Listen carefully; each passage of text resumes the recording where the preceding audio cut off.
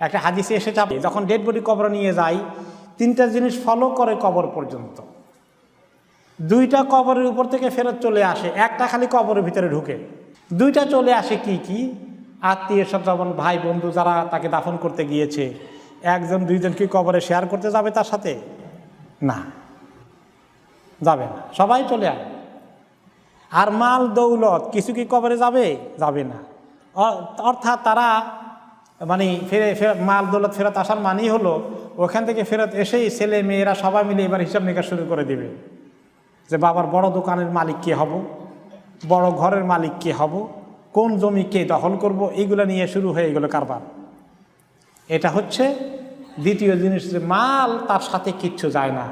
এখন সে কবরে চলে গেছে, তার কেয়ারবে কোনো মাল নাই, সমস্ত মাল ট্রান্সফার হয়ে গেছে কাদের কাছে? ওয়ারিসদের কাছে, অটোমেটিক্যালি চলে গেল।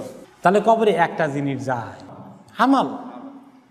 আমল কোন তরিকায় যায়? দুই তরিকায় যাইতে পারে।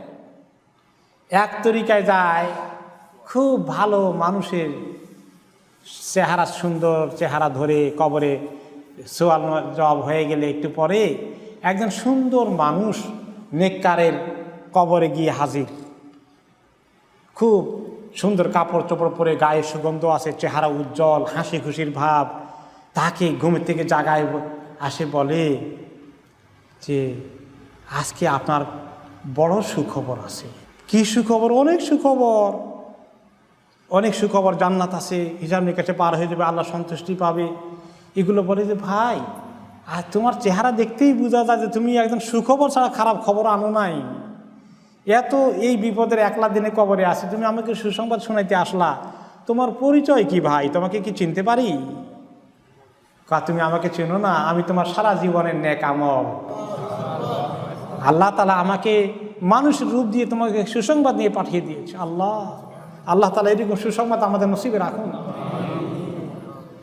আর যে গুনাহগার, তার কবরে আসে অত্যন্ত বিদঘুটে চেহারা নিয়ে, বিভৎস চেহারা নিয়ে, দুর্গন্ধ তার গায়ে থেকে ছড়িয়ে পড়ে, তার কাপড় চোপড় থেকে দুর্গন্ধ আসে, ভয়াল চেহারা নিয়ে আসে, দেখলেই কলজা উল্টে যায়।